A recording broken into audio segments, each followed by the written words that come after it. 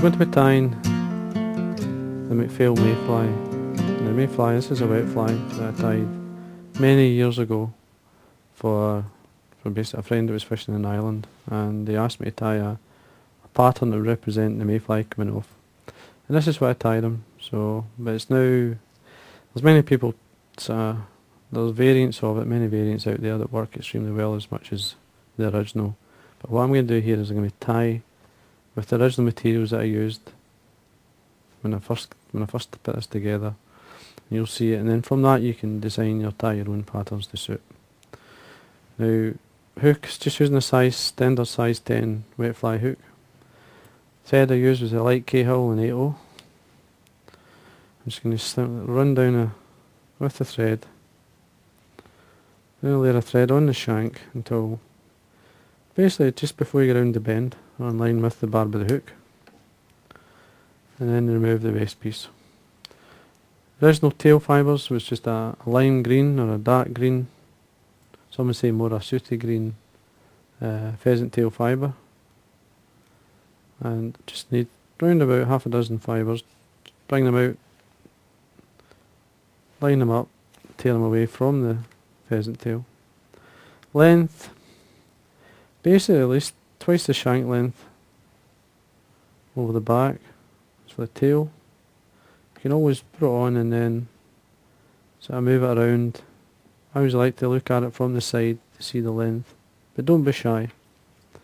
Just trim this away.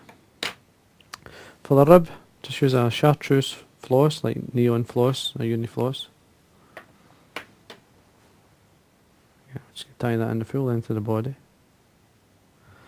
And then make sure these are tied in. Just take a thread up. Now you could use a chartreuse thread as well, which again adds to the colour. Now the reason for the chartreuse rib was when you've got a fly close to the surface and hatching, the fluorescent side really works. So now this is the body material that I used. Just simple rabbit. It's a light olive rabbit, and this is one of the original pieces. And all I did was tear it away from the skin. Used it as a fine dubbing. A soft dubbing, ideal for representing a fly coming off, like with a nymph or whatever. Double into your thread and slide it up. And then sort of form a tapered body shape.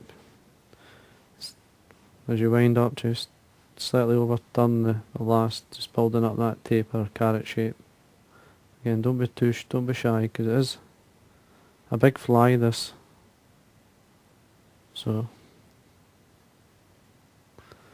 there we are. Now this is the original cape, and as you can see there's very little left, and that's the original colour. It's just a light grizzle dyed olive, just a nice olive. I may struggle to find a hackle here, so do we see? Yeah, this is a small one that's left. Just going to catch this on the side. Now you need an area up here around about 1.5 mils from the eye to tie in this hackle and the front hackle, which is a French Partridge dyed yellow. Now I'm catching the hackle and then I'm just going to break off the stem and then wind this down. Before you start winding, make sure you kind of it's like a half turn with the floss at the back, and then you want to turn at the top at least, and then work your way down. Just make sure it's a wee bit better than that. There we go. Don't be too fussy with it. We're going to rough it up anyway, so with the Velcro. So, and turns, if you really want a bushy fly, then obviously you can put a bit more turns in, but round about 4 is fine. And then wind up, ribbon the fly as you go. Just going to break this off. Make sure the last turn as I'm drawing back fibres that it comes up front. You see that nice shape. Looking for a nice tapered shape in the body. Tidy up. Just put a wee bit of wax on my thread at this point so it sticks. And then trim away. Now what the wax does, basically when you put tight turns in, and you've waxed it, it stays nice and tight. If the thread's dry, it will slightly unravel a bit. Now what I'm going to do here is tidy up the head area, and then get a wee bit of Velcro and just lightly bring out some of the rabbit. Top and bottom, just bring it out and sides. Not too much, just enough just so it adds like a, it's like a fine underfur into the fibres of the hackle. And then the original hackle I used was a dyed yellow French Partridge. And this is the one here, you can see. Just going to select a feather. Should have done that before we started tying, but there's a nice evenly or well marked feather at the tip. Now what you get is the French Partridge, you've got, there's a grey part here, and when it's dyed that yellow you get a nice olive off it. It's a lovely colour. Now what I'm going to do here is pull back fibres that I don't need, and then just tail them back a wee bit, not all the way back, because then you can use these, the underfur, as a handle to hold the hackle. Because what I'm going to do is tie this in by the tip. So basically reveal the tip of the hackle, come in with the front of the hackle sort of like facing yourself, a couple of turns down, 2 or 3 turns over, keep the thread tight, and you can break away, just break it off. You've got wax on with thread, and then what I like to do most times is to fold the hackle back and wind as a one turn in front of the other, just controlling these fibres. Just take your time. As you come round you can hold the hackle, just press it with your finger and thumb and wind it. As you can see, it sits really well.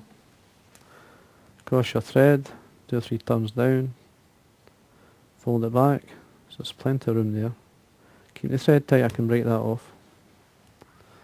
You see, you get that nice shape. You want this shape in the mayfly, in the wet.